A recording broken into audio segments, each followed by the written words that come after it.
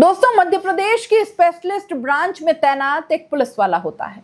अपनी पत्नी के साथ काफी मारपीट करता था। उसका नेचर ही वैसा था। कभी कभी वो उसको घंटों घंटों के लिए बाथरूम के अंदर बंद कर देता। एक क्रूर आदमी नहीं होता है, वो वाली उसकी छवि थी।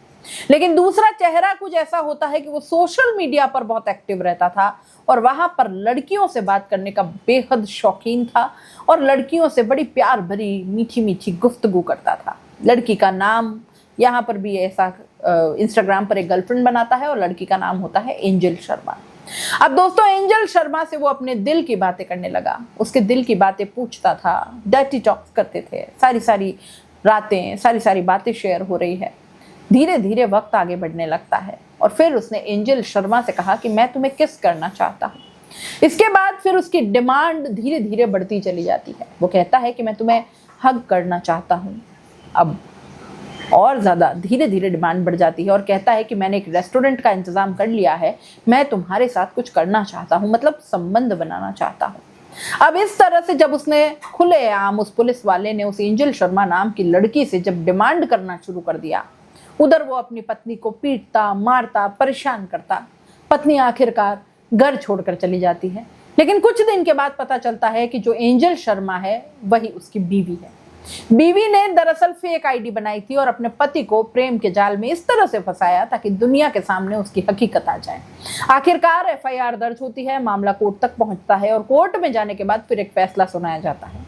आज की कहानी आपको जो मैं सुनाने जा रही हूँ, ये कहानी कुछ कुछ ऐसी ही है। एक महिला है, उस महिला को अपने पति पर बेइंतहा शक होता है और जब शक की उसने तस्दीक करने की कोशिश की, उस शक को पुख्ता करने की कोशिश की, जांच पड़ताल की कोशिश की, तो जो मामला सामने आता है वो वाकई चौंका देता है और रोचक भी था। जहां जहां ये कहानी पहुंचती है वहां लोग सुनकर भौचक्के रह जाते हैं और सोचने पर मजबूर हो जाते हैं। नमस्कार, मैं हूं जयश्री नागदा और आप देख रहे हैं क्राइम रिपोर्ट।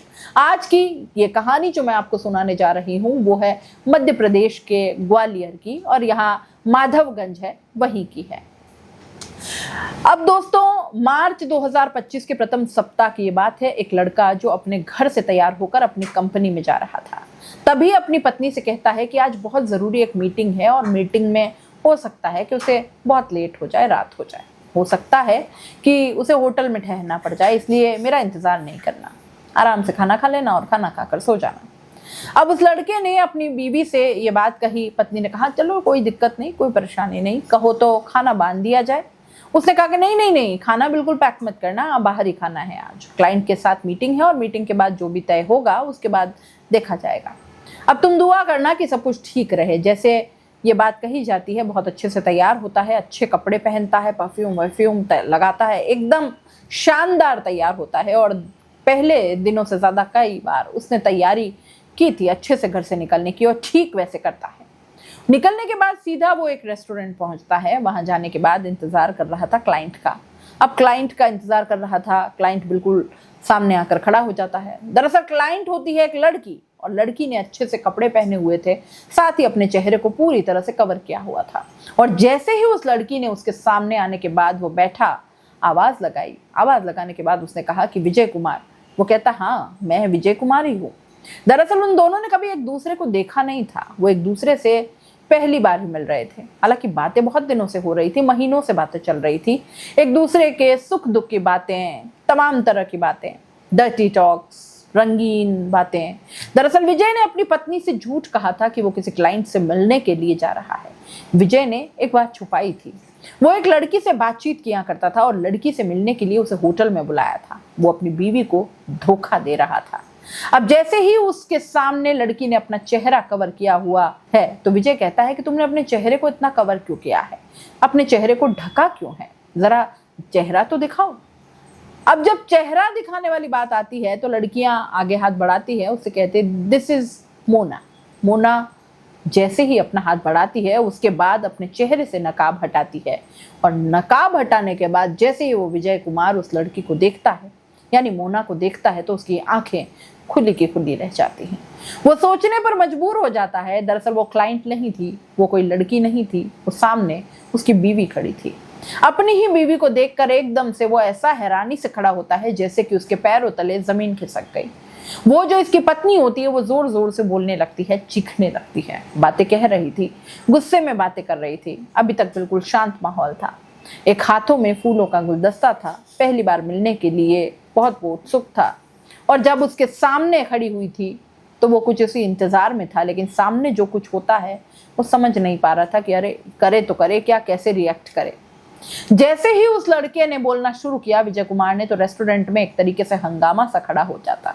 तभी किसी ने मौका पाते ही पुलिस को फोन कर दिया। पुलिस मौके पर आती है और ये मौके पर आने के बाद दोनों को थाने लेकर चली जाती है। अब यहाँ से एक नई कहानी सामने आती है। इस कहानी की गूंज सोशल मीडिया के माध्यम से, प्रिंट मीडिया के माध्यम से लोगों को पता चलती है। लोगों को बड़ी हैरानी हुई। दरअसल ये महिला बताती है कि लगभग 1 या सवा साल पहले ही उसकी शादी हुई इस लड़के से। अब शादी के बाद तक तो सब ठीक था, लेकिन उसने कुछ दिनों के बाद देखा कि इसके मोबाइल जो है, उस मोबाइल में पैटर्न लॉक लगा हुआ है। जितने भी एप्लीकेशन से, चाहे वो फेसबुक हो, चाहे व्हाट्सएप हो, चाहे इंस्टाग्राम हो, किसी भी सोशल मीडिया प्लेटफॉर्म की हो, हर किसी पे उसने लॉक लगाया था। यानी कि उसका पति विजय ही इसको देख सकता था। आखिरकार वो जो भी मोबाइल है, मोबाइल के अंदर एप्लीकेशंस हैं, वो उनको सिर्फ विजय खोल सकता था और कोई नहीं। पत्नी बात करना चाहती थी, लेकिन वो पत्नी से ऐसे बात करने लगा। थोड़े दिन तो सब कुछ ठीक रहा, लेकिन शादी के कुछ दिन के बाद ही वो उसका पति का रूप थोड़ा बदलने लगता है। अब इसकी जो पत्नी है थोड़ी परेशान सी रहने लगती है कि ये मुझसे बात नहीं करता, जब देखो हर वक्त मोबाइल में रहता है, पता नहीं किससे बातें करता है, क्या बात करता है। ऐसा तो नहीं है कि इसका किसी से कोई अफेयर चल रहा हो। तभी इसकी पत्नी के दिमाग में आता है और पत्नी ने एक फेक आईडी बनाई और वो मोना के नाम से फेक आईडी बनाने के बाद अपने ही पति को फ्रेंड रिक्वेस्ट भेज देती है। और जैसे ही फ्रेंड रिक्वेस्ट भेज देती है, उसका पति उसकी फ्रेंड रिक्वेस्ट को स्वीकार कर लेता है, क्योंकि वहां पर जो प्रोफाइल पिक्चर थी वो बेहद खूबसूरत उसने लगाई। अब यहां से इन दोनों की बातचीत का सिलसिला शुरू हो जाता है। दोस्तों एक दूसरे से बहुत सारी बातें करते थे, अपने सुख की, दुख की, परेशानियों की सब बातें होती थी। होते होते अब पत्नी एक कमरे में है, पति दूसरे कमरे में है, दोनों ही बल्कि एक दूसरे से चैटिंग कर रहे हैं। लेकिन पत्नी जानती थी कि मैं अपने पति से बात कर रही हूँ, लेकिन पति नहीं जानता था कि वो अपनी पत्नी से ही बातें कर रहा है। ऐसे ही करते करते वक्त आगे बढ़ रहा था। एक दिन इसने डिमांड कर दी विजय ने मोना से। उसने कहा कि मैं तुम्हारी आवाज़ सुनना चाहता हूँ, मैं तुमसे बात करना चाहता हूँ। मैं कैसे यकीन करूँ कि तुम सचमुच में वैसी ही लड़की हो या नहीं हो। आजकल तो वैसे भी फेक आईडी बन रही है, बहुत सारे फेक काम हो रहे हैं। जैसे ही पत्नी ने ये बात सुनी, उसने कहा तुम बिल्कुल परेशान मत हो, जब वक्त आएगा तो मैं अपनी आवाज़ भी सुनाएंगी, आपसे बातें भी करूंगी। और एक दिन ऐसा वक्त आता है कि वो अपने मायके चली जाती है। जब मायके जाती है तो अपनी छोटी बहन से कहती है कि मुझे तुम्हारी हेल्प चाहिए। जब अपनी छोटी बहन से वो बात कर रही थी, बात करते करते उसने कहा अपनी छोटी बहन से कि तुम इस पर बात करो। अपनी बहन को भी उसने शामिल कर लिया। अब बहन ने आवाज बदलने की कोशिश की और बातचीत करने की कोशिश की कि आखिरकार वो कामयाब हो जाती है। जब जब यह महिला अपने मायके आया करती थी, तब वो अपनी बहन से उससे बात करवाया करती। फेसबुक मैसेंजर पर बातचीत होती है। और ऐसे में वक्त जब आगे बढ़ रहा था, महीने, 2 महीने, 3 महीने से वक्त धीरे धीरे करके आगे बढ़ चला। इस बीच जब मौका पाती है तो वो अपनी ही बहन के नाम से एक सिम कार्ड खरीद लेती है। और सिम कार्ड खरीदने के बाद उससे फिर जब अब पहले बात होती थी मैसेंजर के माध्यम से, अब बात होने लगती है व्हाट्सएप के माध्यम से। व्हाट्सएप पे चैटिंग होती है, व्हाट्सएप पे बातचीत होती थी। लेकिन बात तभी होती थी जब वो अपने मायके में आया करती। अब एक दिन उसने डिमांड की कि क्या तुम मुझसे शादी करोगे। तो वो कहता है कि जब तक मैं तुम्हें देख नहीं लूंगा मैं तुमसे शादी कैसे करूंगा। वैसे भी लड़की ने पहले पूछा था कि क्या आप सिंगल हो या फिर शादीशुदा, तो वो कहता है मैं तो सिंगल हूँ, बिल्कुल अकेला हूँ। और वो कहती है कि मैं भी बिल्कुल अकेली रहती हूँ। कुछ इसी तरह से उसने एक ऐसी कहानी बयां की, सामने वाले को बिल्कुल पूरी तरीके से यकीन हो जाता है। और ऐसा वक्त आता है जब उन दोनों ने तय कर लिया कि हमें अब मिलना है, एक दूसरे से बातचीत करनी है। और जब एक दूसरे को देखना है, पसंद करना है, अगर सब कुछ ठीक रहा तो फिर एक नई जिंदगी की शुरुआत भी कर लेंगे। और इसके लिए तारीख तय हो जाती है मार्च में 2025 में। प्रथम सप्ताह की ये बात है। ये जो ग्वालियर का एक अच्छा सा महंगा सा रेस्टोरेंट होता है, वहाँ रेस्टोरेंट में मिलने का प्लान बनाते हैं।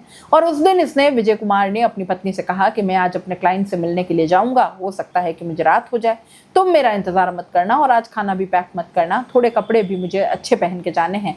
इधर तो वो अच्छे कपड़े पहनकर सज धज कर तैयार होकर निकल जाता है, उधर पत्नी भी जल्दी जल्दी तैयार होती है। वो भी अपने लिए नए कपड़े खरीद कर ले आई थी। बिल्कुल एकदम नए लुक में वो अपने पति के सामने जाना चाहती थी, क्योंकि जिस लुक में वो जाएगी जैसे रोज रहती है तो उसका पति आराम से पहचान लेगा। एक नया लुक उसने रूप धारण किया, अपने चेहरे को छुपाया, अपने आप को बिल्कुल पूरा पैक कर लिया और सीधा पहुंच जाती है। वहां जाने के बाद उसने उसके लिए फूलों का गुलदस्ता लेकर इंतजार कर रहा था, लेकिन जैसे ही उसने उसकी तरफ हाथ बढ़ाया और उसने कहा कि मैं मोना हूँ, क्या अब मेरी बात विजय कुमार से हो रही है, तो वो कहता है हाँ विजय कुमार से हो रही है। चेहरा जब दिखता है तो पता चलता है कि वो जिस लड़की से चैट किया करता था, जिससे बातचीत किया करता था, वो कोई और नहीं बल्कि उसी की बीवी होती है। बात पुलिस तक पहुंच जाती है और पुलिस ने इस मामले में फिर जो परामर्श केंद्र होते हैं, सबसे पहले इस मामले को महिला परामर्श केंद्र में लेकर के गए। वहां जाने के बाद लगभग इन दोनों की 2 महीने तक अच्छे से काउंसलिंग की जाती है और काउंसलिंग चलने के बाद उस लड़के ने भी, विजय ने, अपनी पत्नी को पूरी कहानी बयां की कि वो क्यों अपने मोबाइल के व्हाट्सएप पर, इंस्टाग्राम को, सबको बंद रखता है और क्यों उसने बातचीत करने की कोशिश नहीं की बीवी से। तब अधिकारियों ने, अफसरों ने बिठाकर इनको तसल्ली से एक दूसरे की अहमियत के बारे में बताया कि जब तुम चैट पर एक दूसरे से अच्छे से बातें कर सकते हो तो फिर सामने रहकर अच्छे से बातें क्यों नहीं कर सकते हो। जब परामर्श केंद्र ने दोनों को समझाया तो समझाने के बाद आखिरकार वो मान जाते हैं और यह बात है मई 2025 के दूसरे सप्ताह की। दोनों आखिरकार मान जाते हैं और मानने के बाद एक दूसरे के साथ घर चले जाते हैं और इस कहानी का हैप्पी एंडिंग हो जाता है।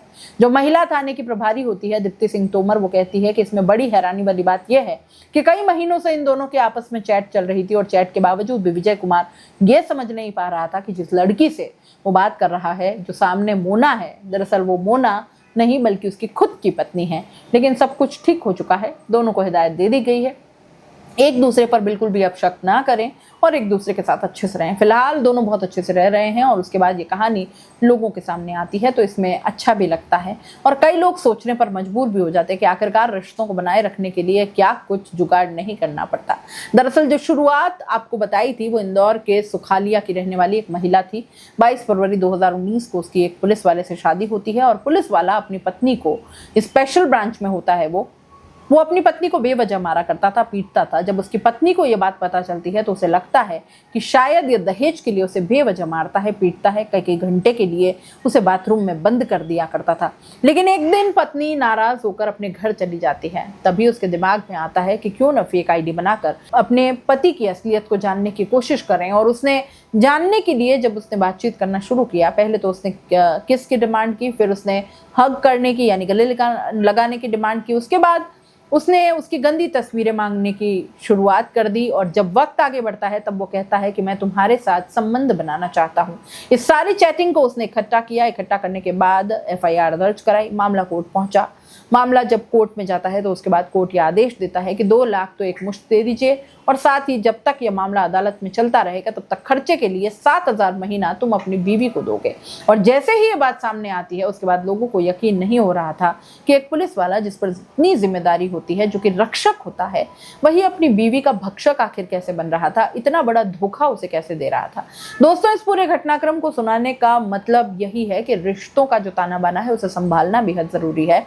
इस तरीके से अगर, जैसा कि लोग दोनों ही केसेस में हमने देखा कि जो बातें वो कर रहे थे कहीं और, वैसी चैटिंग या जिस तरीके से वो दूसरे पार्टनर का ख्याल रख रहे थे, जिस तरीके से उनके साथ बाहर जाना चाह रहे थे, अगर उसी तरीके से रिश्तों में आपस में अगर तालमेल उतना ही अच्छा बन जाए तो शायद ये रिश्ते और ज़्यादा अच्छी तरीके से संभल जाएं। साथ ही साथ जिस तरीके का ये जो दौर है सोशल मीडिया का, इस तरह से लोग चमक धमक की तरफ बहुत ज़्यादा आकर्षित हो जाते हैं, अपने घर के रिश्तों को बिगाड़ करके और फिर इस तरह के रिश्तों में वो पड़ते हैं। इससे भी कहीं ना कहीं संभलने की बेहद ज़रूरत है।